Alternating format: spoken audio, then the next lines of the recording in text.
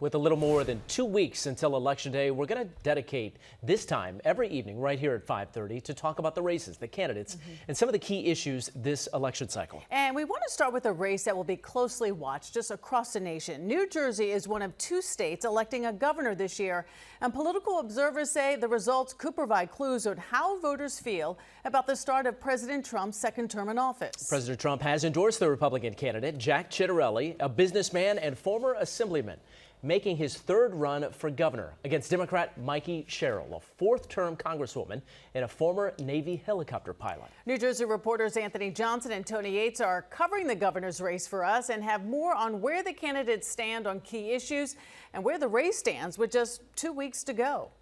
When it comes to political races in New Jersey, 2 things are almost always guaranteed: contentious, divisive campaigns and candidates making a pitch to lower property taxes. The same is true this year as Democrat Mikey Sherrill and Republican Jack Ciattarelli are running to replace Phil Murphy, who is bound by term limits. So where does that leave us? With what most polls seem to indicate a tight race where turnout will be the key. The only thing clear in the polls, taxes and affordability, is far and away the #1 voting issue. And the candidates have different plans to try to bring down your cost of living. On day 1, I'm declaring a state of emergency on energy prices, freezing rate hikes.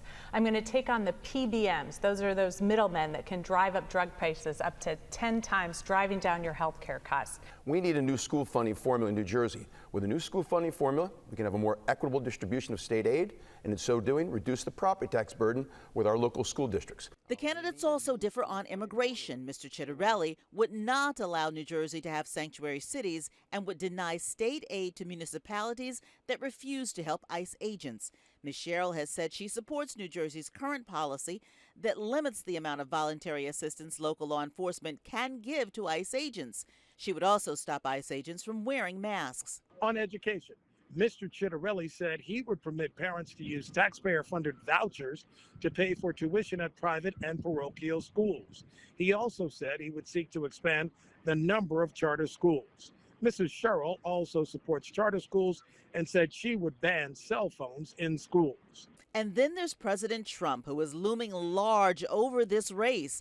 When he ran for governor 4 years ago, Mr. Ciattarelli called Trump a charlatan who was not fit to be president. Now he has embraced the president and his policies, earning a full-throttled social media endorsement from Mr. Trump.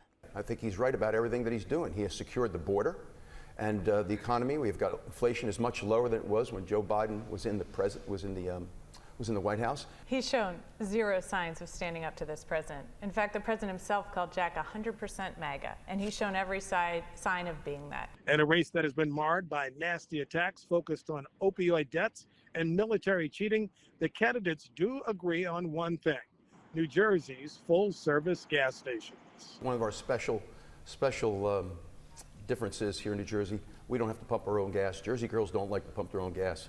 We'll continue to have full service. I've come into New Jersey on fumes from Delaware, especially when my kids were little and in the rain, so I think a lot of people really love our state laws as they are.